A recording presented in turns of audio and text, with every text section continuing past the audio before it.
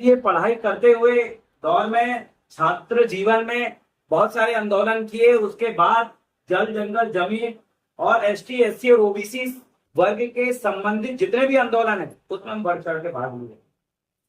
और जैसे कि इस गांव में एसटी समाज के लोग हैं, एसटी वर्ग के आदिवासी हैं, यहाँ पर एससी वर्ग के साथ ही ओबीसी वर्ग के भी है। अभी एससी वर्ग की एक लड़ाई चली थी भाई चंद्रशेखर आजाद रावण, जिसको दलित समाज के लिए लड़ते हुए जब वो युवा आगे बढ़ा तो उसको गोली मार दिया गया था। तो उसकी जेड प्लस सिक्योरिटी सरकार की तरफ से मिले, मतलब पुलिस सुरक्षा उसे मिले ताकि वो समाज के सुख दुख में लड़ सके। उसके लिए हम दिल्ली गए थे लड़ने के लिए। अब यहाँ पर एसटी और एससी समुदाय के लोग एक साथ मिलकर एक दूसरे का साथ देते हैं या नहीं देते हैं मुझे नहीं पता, लेकिन मैं जिस मध्य प्रदेश की धरती से यहाँ पर आया हूँ, मैं मध्य प्रदेश के जिस छिंदवाड़ा जिले से यहाँ पर आया हूँ, वहां पर एसटी और एससी समाज के लोग एक दूसरे का साथ देते हुए सड़कों में उतर के लड़ने का काम करते हैं। वहां भीम आर्मी बनी हुई है, यहाँ पर लोकल के जो संगठन है भीम आर्मी और गुणवाना के जो संगठन है मिलकर एक दूसरे का साथ देते हैं। वहां एससी समाज कम है इसलिए उनको कुछ लोग दबाने का काम करते हैं, जातिगत भेदभाव करते हैं।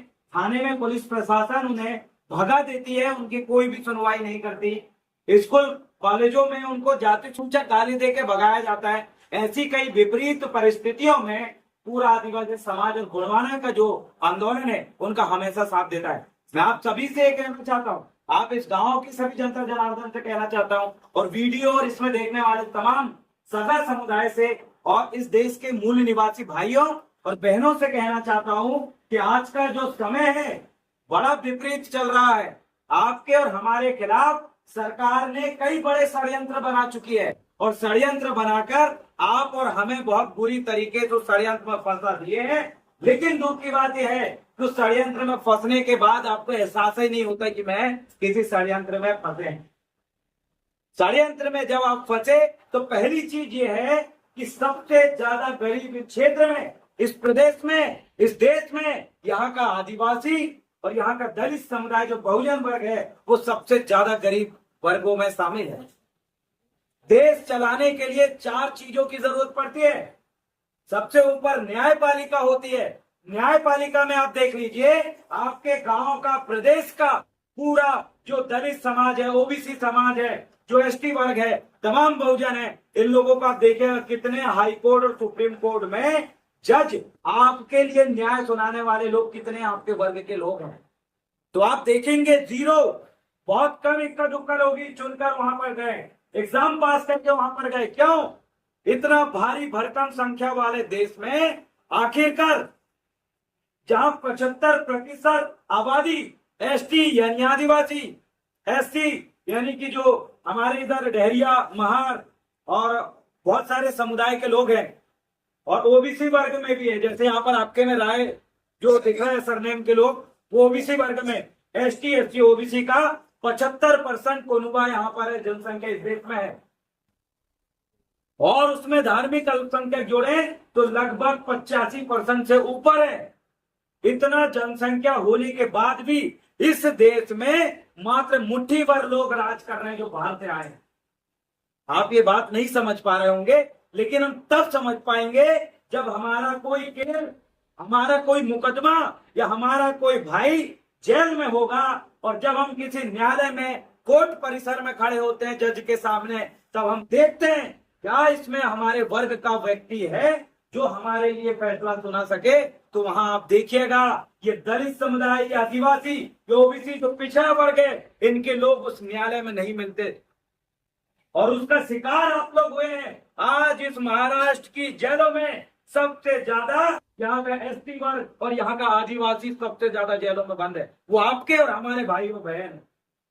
कारण ये है कि फर्जी मुकदमा उनको ऊपर लाद दिया गया। अगर कोई अपने दलित समाज के लिए अगर लड़ा तो उसको उठा के अंदर डाल दिया गया कि ये जो अर्बन नक्सल है करके, और जो आदिवासी जल जंगल जमीन के लिए लड़ा, अपनी मातृभूमि को बचाने के लिए लड़ा, उसको नक्सलवादी बना के डाल दिया गया। और जो मुसलमान भाई अपनी संस्कृति को बचाने के लिए लड़ा, उसको आतंकवादी बना दिया जाता है। इस देश में जो एसटी, एससी और जो ओबीसी वर्ग का जो व्यक्ति है, जो दलित, आदिवासी और पिछड़ा वर्ग का व्यक्ति है, ये कभी अपने अधिकार के लिए सड़क में अगर निकल जाता है तो इसको उठा के अंदर डालते। कौन लोग हैं वो डालने वाले? आपने कभी सोचा है कौन लोग हैं? जिस देश में बड़ी बड़ी कंपनियां, ये बड़ी बड़ी सड़कें, ये जो लोग कौन बनाते हैं? आप देखेंगे वो लोग बनाते हैं जो आपके वर्ग से नहीं है, हमारे वर्ग से नहीं है, एसटी एससी और ओबीसी वर्ग से नहीं है, दलित आदिवासी और पिछड़ा वर्ग से नहीं है। वो लोग करोड़ों अरबों की रोड बनाता है। किनका बड़ा बड़ा कॉलेज है? ये आपके नागपुर में आप देख लीजिए, सबसे बड़ा कॉलेज और सबसे बड़ा स्कूल आपका नहीं है। शिक्षित वर्ग में आप निकाल लीजिए कि जो कलेक्टर जो लोग बन रहे हैं, जो आईपीएस अधिकारी बन रहे हैं, पुलिस अधीक्षक बन के आपके क्षेत्र में बड़ी पोस्ट में जो आते हैं, वो आपके वर्ग के व्यक्ति बहुत कम निकलते। कौन लोग हैं जो बन रहे हैं? आप विचार करिए, विचार करिए। आपका क्षेत्र, आपकी जमीन कई सालों से, हजारों सालों से आपके पुरखा इसी जमीन में पैदा हुए। आपके पैन पुरखा, आपके जितने भी पैन शक्तियां हैं, यही जमीन में है। लेकिन इस महाराष्ट्र में सबसे ज्यादा जमीन वाला व्यक्ति यहाँ का दलित, यहाँ का आदिवासी और यहाँ का पिछड़ा वर्ग का व्यक्ति नहीं है। आपके पास जमीन नहीं बची है। आपकी जमीन तो छीन ली है लोगों ने। किसने छीना? कभी आपने विचार किया? क्या आपने विचार किया कि न्यायपालिका के बाद जो यहाँ की व्यवस्थापिका है, आईएएस आईपीएस, जो बड़े बड़े अधिकारियां बनते हैं, जिनके हाथ में पूरा प्रदेश और जिला होता है, जो आपके एक एक निर्णय, चाहे वन विभाग में किनकी जमीन गई, किन लोगों का कब्जा है, किनका फेंसिंग लगा रहा है, वन विभाग कहाँ गड्ढा खोदेगा, कहाँ आपके गांव के लोग बफर जोन के नाम पे भगाए जाएंगे, कहाँ आपके लोगों को तालाब के नाम पे डोबा जाएगा, कहाँ आपके लोगों को हक अधिकार छीना जाएगा। ये बड़ी बड़ी चीजों जो लोग संभालते हैं, अपर सचिव, मुख्य सचिव, आईएएस आईपीएस जो अधिकारी है, वो आपका वर्ग नहीं बन पाया है। अगला कौन बना है फिर? उसमें आप विचार करिए। जब आपका विधायक, सांसद, जो आमदार का यहाँ चुनाव होता है, एमपी और एमएलए आपके जो बनते हैं, वो आपके लिए आवाज नहीं उठाते। उनकी समाज का व्यक्ति उनके सामने मरता है, उनकी समाज की बहु बेटियों का शारीरिक शोषण होता है, लेकिन उसके जवान से एक शब्द नहीं निकलता। वो आपके समाज के कई व्यक्ति बन जाते हैं, लेकिन आपके लिए आवाज नहीं उठाते। ये बड़ी बड़ी जो पार्टियां हैं, सिर्फ उन्हीं को टिकट देती है। आपके क्षेत्र में बड़ी बड़ी पार्टी में नाम नहीं लेना चाहूंगा, वो उन्हीं को टिकट देती है जो गूंगा टाइप का व्यक्ति हो, चुपचाप खड़े होकर उनके सारे पे नाच सके। भारतीय संविधान में यहाँ के दलित, आदिवासी और पिछड़ा वर्ग के लिए 4 प्रकार का आरक्षण दिया हुआ है, लेकिन वो चारों प्रकार के जो आरक्षण जो बाबा साहब भीमराव अम्बेडकर ने लड़कर हमें दिलाए, हमें दिलाने वाले तमाम महापुरुष जो थे, जिन लोगों ने लड़के दिलाए, वो आरक्षण का फायदा आपको नहीं मिल रहा है, ढंग से नहीं मिल रहा है। वो आरक्षण का फायदा छोड़िए, आपको वो 4 प्रकार के आरक्षण ढंग से समझ में नहीं आए होंगे। सोच के देखिए, उस समय जयपाल सिंह मुंडा, बाबा साहब भीमराव अम्बेडकर उस समय उन लोगों से लड़के आपको ये अधिकार दिलवाए। उन लोगों से लड़के, कौन लोग? जो सड़क जिनकी है, बड़ी बिल्डिंग जिनकी है, जिनके पास बड़ी बड़ी फैक्ट्रियां हैं, जो बड़ी बड़ी नौकरियों में, वो लोग जो बाहर से आए हैं, उन लोगों से लड़के जो अधिकार हमें दिलाए गए, उन अधिकारों को हम आज तक नहीं समझ पाए, जिन अधिकारों को उन्होंने हमें दिलाए हैं, लिखे हैं अपने हाथ से। सोचो कितनी दर्दनाक बात है, कैसी स्थिति में हम जी रहे हैं। ये समाज का व्यक्ति शिक्षा में वो आरक्षण को नहीं समझ पाया। जब शिक्षा में आरक्षण को आप समझोगे तो पाओगे कि जो व्यक्ति बाहर से आया है, जो इस देश का ही नहीं है, वो व्यक्ति यहाँ के दलित, आदिवासी और पिछड़ा वर्ग के नाम पे आरक्षण जो शिक्षा में मिलना चाहिए, उसका पूरा फायदा ले रहा है। जितना ये समाज का व्यक्ति शिक्षा में आरक्षण का फायदा नहीं ले पा रहा है, उतना वो व्यक्ति ले रहा है जो बोगस बना हुआ है, जो फर्जी जाति प्रमाण पत्र का सर्टिफिकेट बना के आपके नाम पे नौकरियां कर रहा है। लेकिन इस समाज के लोग कभी उनका जाति प्रमाण पत्र की छानबीन उसके लिए कभी आवाज नहीं उठाए। नहीं, समाज के लोग के जो विधायक बने हैं, वो आमदार बने, जो सांसद बने हैं, एमपी बने हुए हैं, इन लोगों ने भी कभी आवाज नहीं उठाई, क्योंकि ये गुलाम लोग हैं। ये ऐसी पार्टियों से चुनकर आए हैं जो पार्टियां इनके गले में एक वो पट्टा डाल के रखी है कि तेको किधर जाना और क्या बोलना है। शिक्षा में आरक्षण आप देखिए, उसी में जब शिक्षा में आरक्षण की बात आई, उसके बाद नौकरियों में आरक्षण मिला। शिक्षा में आपके बच्चों को बिना पैसे के कैसे मुफ्त में शिक्षा मिले, विदेश कैसे आपका बच्चा पढ़ के जाए, बड़ी बड़ी नौकरियों की तैयारी कैसी हो, इसके लिए शिक्षा में आरक्षण दिया गया था। नौकरी में आरक्षण दिया गया था कि समाज के लोग गांव में रहते हैं, दोनों टाइम मजदूरी करते हैं, दिन रात बहुत बड़ी बड़ी समस्याओं से जूझते हैं, उसके बावजूद इनकी नौकरियां कैसे लगे, इसके लिए बाबा साहब भीमराव अम्बेडकर और जयपाल सिंह मुंडा जी ने पहल चलाया और उसमें नौकरियों में आरक्षण दिया ताकि आपका बच्चा एक बहुत बड़ा पुलिस ऑफिसर बन सके, कलेक्टर बन सके, एक बहुत बड़ा नेवी ऑफिसर बन सके, हर एक जॉब में बड़ी पोस्ट तक आपका बच्चा पहुंचे। इसके लिए आपको अधिकार दिया नौकरी में आरक्षण, लेकिन आपका व्यक्ति फायदा नहीं ले पाया है, दूसरा व्यक्ति उसका फायदा लिया हुआ है। प्रमोशन में आरक्षण, आप देखिए नौकरी लगने के बाद उनके आगे बढ़ने के चांसेस बंद कर दिए जाते हैं, आगे नहीं बढ़ने दिया जाता, उसके लिए भी प्रमोशन में आरक्षण, तीसरा प्रकार का आरक्षण मिला था। क्या हुआ भैया, आपका व्यक्ति जब यहाँ का थानादार बन के आता है, कि थाना का प्रभारी बनता है, वो वही लटका रहता है, उसको आगे बढ़ने नहीं दिया था। क्यों? क्योंकि वो महार है। क्यों? क्योंकि वो कोई आदिवासी समाज का है। क्यों? क्योंकि वो कोई कलार है, उसको वहीं हरा दिया जाता है, नहीं बढ़ने दिया जाता उसको। क्यों? जब आपके महापुरुषों ने आपको इतने बड़े अधिकार दिया है तो उनका फायदा आपको नहीं मिल पा रहा है। 3 प्रकार का आरक्षण बता दिया। चौथा आरक्षण राजनीति में है। राजनीति में आपको आरक्षण दिया गया है कि आपका व्यक्ति आमदार बन सके, आपका व्यक्ति यहाँ का मुख्यमंत्री बन सके, लेकिन आप लोगों ने अपने लोगों को चुनने की बजाय ऐसे लोगों को चुन के पहुंचा दिया जो आपके आंखों के सामने आपको बर्बाद करते हुए वो देखेगा, लेकिन मुंह से एक शब्द भी नहीं निकलेगा। ऐसे लोगों को आप आमदार बना के पहुंचाते हो और उसने बड़े अधिकार दिए हैं आपको, लेकिन आज जिन लोगों को इस महाराष्ट्र का शासक होना चाहिए था, जिनको मालिक होना चाहिए था, जिनको यहाँ की शासन व्यवस्था, यहाँ की राजनीतिक व्यवस्था, यहाँ की शैक्षणिक व्यवस्था और यहाँ की धार्मिक व्यवस्था में जिसकी पकड़ होनी चाहिए, वो समाज का व्यक्ति यहाँ पर बैठा हुआ है, लेकिन आपकी पकड़ नहीं है, किसी और की। कौन है ये और व्यक्ति जो जंगलों को काट के आपसे छीनना चाहता है?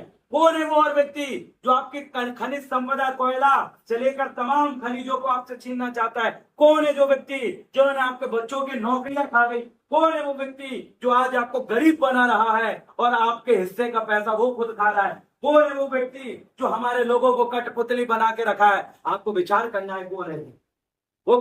कुछ षड्यंत्रकारी लोग हैं, उस समय हमारे महापुरुषों ने उनसे लड़े थे, लेकिन आज आप उनकी पहचान नहीं कर पा रहे हैं। याद करिए, जब ये लोक साहिर अन्ना भाऊ साठे ने दुश्मन को पहचाना कि कौन व्यक्ति है जो समाज के लिए दुश्मन है, आप पहचानिए। राजमाता जीजाऊ साहेब, इन्होंने जिनको पहचान लिया कि कौन लोग हैं जो समाज को रोक रहे हैं। बिरसा मुंडा ने पहचान लिया कि कौन लोग हैं हमारे जंगल जमीन को काट रहा है। बाबा साहब भीमराव अम्बेडकर ने पहचान लिया कि कौन लोग हैं यहाँ के महान समुदाय के लोगों को, दलित समुदाय के लोगों को पानी पीने से ही रोक रहा है। यहाँ के टांटिया भील ने पहचान लिया कि कौन लोग हैं जो हमारे लोगों को बंधुआ मजदूर बना रहा है, कौन लोग हैं जो उनसे खनिज संपदा छीन के ले रहा है। रानी दुर्गावती ने पहचान लिया कि कौन है जो मेरी मातृभूमि में जहां सोने चांदी के सिक्के चल रहे हैं उसको बर्बाद करने के लिए उन्होंने पहचान लिया। दलपत साहा ने पहचान लिया, रघुनाथ साहा ने, शंकर साहा मंडावी ने, इन्होंने बाबूराव सेठमार्के जी ने, इन्होंने पहचान लिया कि कौन इस समाज का दुश्मन है, कौन इनको बढ़ने से रोकता है, कौन इनके बच्चों को आगे आने से रोकता है। उन्होंने पहचान लिया, लेकिन आप नहीं पहचाने, इसका मुझे दुख।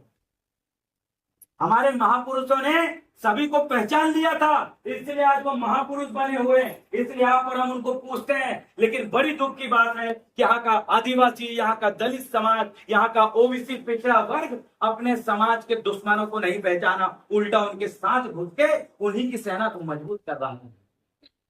अरे आपको खत्म करने वाले लोगों में जो आपको खत्म कर रहे हैं, वहां ही आपका भाई खड़ा होकर उनको मजबूत कर रहा है। आप अपने दुश्मनों को मजबूत करते हो, दुश्मनों की सेना में जाके शामिल होते हो, आपका क्यों विकास होगा? आप रहोगे सबसे ज्यादा गरीब। यूपी बिहार का व्यक्ति आके यहाँ अमीर करोड़पति बन जाएगा, आप रहोगे सबसे गरीब। वो गुजरात का व्यक्ति आके यहाँ अमीर करोड़पति बन जाता, आप रहोगे गरीब। वो हरियाणा और कहां के लोग, जोधपुर आइसक्रीम वाला, राजपुरोहित, कौन कौन घुस गया, सब बना डाला, पेट्रोल पंप से लेके सब आप लोग रहोगे वही। क्यों? क्योंकि आप लोगों ने अपने दुश्मनों को मजबूत करने का काम किया है, अपने खुद को मजबूत नहीं किया। अब समय आ गया है कि अपने हाथ मजबूत करिए, अपने दिमाग मजबूत करिए। उस समय हमारे महापुरुषों ने, आदिवासी महापुरुषों ने तलवार निकाल के, राजतंत्र था उस समय, तलवार की लड़ाई लड़ी, तीर धनुष की लड़ाई लड़ी। राजतंत्र में तलवार को धार लगाने की जरूरत पड़ती है और लोकतंत्र में ये पेन और ये कलम की ताकत को समझने की जरूरत पड़ती है। हम आज तलवार निकालेंगे, हम आज बंदूक निकालेंगे, तो उन लोगों के पास हमसे 2 गुना ज्यादा बंदूक है, वो आपसे पहले आपको भून डालेंगे, आपके बच्चों को भून डालेंगे। आप उनके सामने हथियार बंद आंदोलन करोगे, वो आपके पूरे खानदान को सफा कर देगा, वही चाहेगा कि यहाँ से मुक्त हो जाए। लेकिन जिस दिन आपने एक कलम की ताकत पहचान लिया, आपने ग्राम सभा की ताकत पहचान लिया, आपने रूढ़ी परंपरा की ताकत पहचान लिया, आपने आपका नेचुरल लॉ, लोकल लॉ, जो स्थानीय विधि है, यूनिवर्सल लॉ, इंटरनेशनल कानून को पहचान लिया, जिसको बाबा साहब भीमराव अम्बेडकर ने पहचाना, और एक अकेला व्यक्ति पूरा का पूरा सिस्टम से लड़के इस देश का संविधान बनाए, बहुत बड़ी बात है। इससे आज आप और हम ये सरकार से लड़के, आज आप और हम ये पुलिस से लड़के, हमें जेल में डाल दिया जाता है, हमारे लोगों को कई नक्सलवादी कई आतंकवादी बना दिया जाता है। लेकिन सोच के देखो, उस समय बाबा साहब भीमराव अम्बेडकर भी इस देश में उन लोगों के लिए लड़ा जो छुआछूत के शिकार था, उन लोगों के लिए लड़ा जो जंगलों में रह रहे थे, उन लोगों के लिए लड़ा जिनके राजपाट छीन लिया गया। लेकिन वो व्यक्ति जेल गया क्या? कभी आपने सुना बाबा साहब भीमराव अम्बेडकर जेल में थे, यहाँ पर उनका वो जेल के अंदर ही पूरा समय बीत गया? सुने कभी? सोचो, वो आपसे हमसे ज्यादा दुश्मनों के बीच में पड़े थे, ऐसे दुश्मन जो उनको ऐसा दरवाजे बंद कर देते थे, यार तुम बैठ नहीं सकता कुर्सी में करके, ऐसे दुश्मन जो उनको स्कूल में नहीं पढ़ने देते थे, ऐसे दुश्मनों के बीच में रहा जो उनका नाम सुन के बोलते तेरी परछाई भी मेरे पे नहीं पड़नी चाहिए, ऐसे दुश्मन उनके बीच में रहा जो बोलते थे पानी भी मत छीना, नहीं तो वो पानी हम नहीं पीएंगे। ऐसे दुश्मनों के बीच में, इतने खतरनाक लोगों के बीच में रहकर एक व्यक्ति ने अकेला पूरा सिस्टम से लड़ लिया। और आज हम लोग इतनी भारी भरकम संख्या होने के बाद भी कलम की ताकत को नहीं पहचान पाए, हम संवैधानिक रूप से नहीं लड़ पाए। ये दुख की बात है। अरे समझिए अपनी लड़ाई को। क्या है ग्राम सभा? ग्राम सभा आपको स्वशासन का अधिकार देती है।